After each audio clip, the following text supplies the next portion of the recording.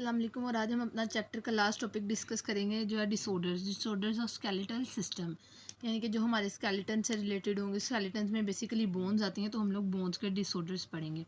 पहला जो हमारी बुक के अंदर डिस्कस है वो है ऑस्टियोपोरोसिस।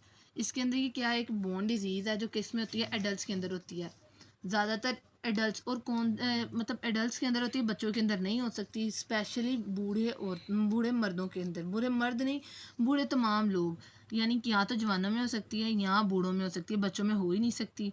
इसके अलावा ये ओल्ड वुमेन के अंदर बहुत ज़्यादा होती है। इसकी वजह भी हम लोग पढ़ेंगे क्यों होती है। डेंसिटी ऑफ बोन डिक्रीज, इसके अंदर होता यह है कि जो बोन्स की डेंसिटी होती है वो डिक्रीज़ कम हो जाती है, क्योंकि कैल्शियम और फॉस्फोरस जो उनसे होते हैं वो कम हो जाते हैं। इस वजह से बोन्स की डेफिशिएंसी कम हो जाती है। एक और वजह हो सकती है माल न्यूट्रिशन। इसका ये क्या होता है, माल न्यूट्रिशन होता है lack of protein and vitamin C, कि जो भी कोई इंसान है उसके अंदर प्रोटीन और विटामिन सी की कमी हो जाए, इसको बोलते हैं माल न्यूट्रिशन। ये भी एक वजह हो सकती है ऑस्टियोपोरोसिस की। इसके अलावा फ़िज़िकल एक्टिविटीज़ ना करना, लैक ऑफ फ़िज़िकल एक्टिविटीज़ यानी एक्सरसाइज या वॉक वगैरह, वो सारा कुछ फ़िज़िकल एक्टिविटीज़ में आ जाता है। और डेफिशिएंसी ऑफ एस्ट्रोजन हार्मोन, और एस्ट्रोजन हार्मोन की कमी। एस्ट्रोजन हार्मोन क्या होता है ये भी हम लोग थोड़ी अभी डिटेल में पढ़ेंगे, क्या होता है, इसका काम क्या होता है। सबसे पहले क्या होता है कि जैसे इंसान बूढ़ा होता जाता है तो उसके अंदर जो ग्रोथ हार्मोन होता है, जो हम लोगों ने पढ़ा था कि सिर्फ नहीं, कई लोगों में 18th ईयर के बाद भी, 18 एज के बाद भी मतलब सिक्रीट होता रहता है, लेकिन ज़्यादातर ना 18 ईयर से पहले पहले ज़्यादा मैक्सिमम सिक्रीट होता है। तो जब जैसे जैसे इंसान बूढ़ा होता जाता है, ग्रोथ हार्मोन की कमी होती जाती है, कम से कम सिक्रीट होना शुरू हो जाता है, जिसकी वजह से जो मिनरल्स है ना वो बोन्स के अंदर, बोन्स के मैट्रिक्स के अंदर बहुत कम डिपॉजिट होते हैं और बोन्स की डेंसिटी कम हो जाती है।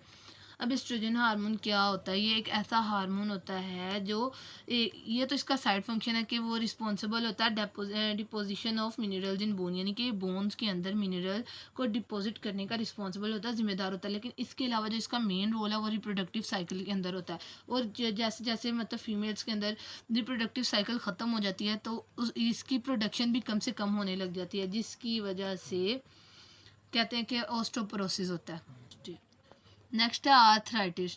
आर्थराइटिस का मतलब ही होता है कि इन्फ्लेमेशन ऑफ जॉइंट, यानी कि जो जॉइंट्स हैं उनका सूज जाना, अब उनमें इन्फ्लेमेशन हो जाना। अब क्या होता है जी, कॉमन इन्वॉल्व पर्सन यानी बूढ़े लोगों के अंदर आम होता है। इसके अलावा वुमेंस के अंदर स्पेशली ये भी, जितनी भी ज़्यादातर बोन्स की डिसऑर्डर्स है ना, ये वुमेंस के लिए होती हैं। और इसकी बेसिक वजह जो हार्मोन था वो हम लोगों ने पढ़ लिया। आर्थराइटिस में थोड़ा सा डिफरेंस है, क्या होता है कि वुमेंस के अंदर बहुत ज़्यादा होता है। इसकी सिम्टम्स क्या आती हैं कि एक इंसान को आर्थराइटिस है, ये पता कैसे चलेगा, उसको पेन होगी जॉइंट्स के अंदर। इसके अलावा जॉइंट्स के अंदर जो है वो पेन होती है। इसके अलावा स्टिफनेस हो जाती है, यानी स्टिफ वर्ड यूज़ करते हैं सख्ती के लिए, यानी जॉइंट्स जो होते हैं ना वो सख्त हो जाते हैं, हार्ड हो जाते हैं। ट्रीटमेंट की बात करें, यानी कि अब एक आर्थराइटिस का पता चल गया। इसके अलावा क्या जी, पेशेंट जो होते हैं वो पेन किलर्स यूज़ करते हैं। इसके अलावा एंटी इन्फ्लेमेटरी मेडिसिन को यूज़ करते हैं। टाइप्स की बात करें, 3 टाइप्स हैं आर्थराइटिस की: ऑस्टियो आर्थराइटिस, रिमेटॉइड आर्थराइटिस और गोट। ऑस्टियो आर्थराइटिस के अंदर क्या होता है, degeneration in the cartilage present and joint के ऊपर जो कार्टिलेज प्रेजेंट होते हैं उनकी डिजनरेशन हो जाती है, यानी वो तोड़ फोड़ का शिकार हो जाता है, टूट जाते हैं, ख़राब हो जाते हैं। इसके अंदर क्या, या दूसरी इसकी बेसिक वजह हो जाती है जी, डिक्रीज लुब्रिकेंट प्रोडक्शन है जॉइंट के अंदर। एक जैसे कोई डिफरेंट मशीन्स के अंदर ना ग्रीस यूज़ की जाती है, इसी तरह हमारी जॉइंट्स को मतलब फ्रीली मूव करने के लिए ना लुब्रिकेंट यूज़ करना पड़ता है। और अगर उसकी कम प्रोडक्शन होती है, इसकी वजह से भी कार्टिलेज डैमेज हो जाते हैं और ऑस्टियो आर्थराइटिस हो जाता है।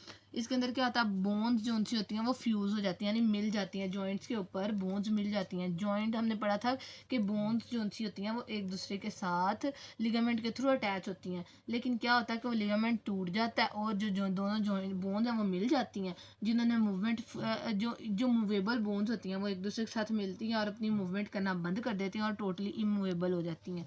इससे क्या होता है, इंसान को चलने फिरने में, उठने बैठने में, कोई भी काम करने में बहुत मसले मसाइल का सामना करना पड़ता है। दूसरी टाइप है, सेकेंड टाइप आती है रूमेटॉइड आर्थराइटिस। इसके अंदर क्या होता है, जो मेम्ब्रेन जॉइंट्स के ऊपर मेम्ब्रेन्स प्रेजेंट होती हैं उनके अंदर इन्फ्लेमेशन हो जाती है, वो सूज जाती हैं। सिम्टम्स क्या पता कैसे चलेगा कि ये आपको ये वाली टाइप आर्थराइटिस की क्या होता है, फटीग होता है, बहुत ज़्यादा थकावट होती है, लो ग्रेड फीवर यानी कि फीवर होता है, पेन होती है, और इसके अलावा स्टिफनेस ऑफ जॉइंट ये कॉमन है। गोट थर्ड और लास्ट टाइप है। इसके अंदर क्या होता है जी, ये accumulation of uric acid crystals, यानी कि यूरिक एसिड के जो क्रिस्टल्स हैं ना वो जॉइंट के अंदर अक्यूमुलेट हो जाते हैं, इकट्ठे हो जाते हैं। और किन किन जॉइंट्स के अंदर, मूवेबल जॉइंट्स के अंदर, जिन्होंने हमारी मूवमेंट में हेल्प करनी होती है बहुत ज़्यादा, जो फ्रीली मूवेबल होते हैं, उनके अंदर ये इकट्ठे हो जाते हैं। जो से जॉइंट्स होते हैं वो प्रॉपर्ली अपना काम नहीं कर पाते और हमें कोई भी काम करने में बहुत मसले मसाइल होते हैं।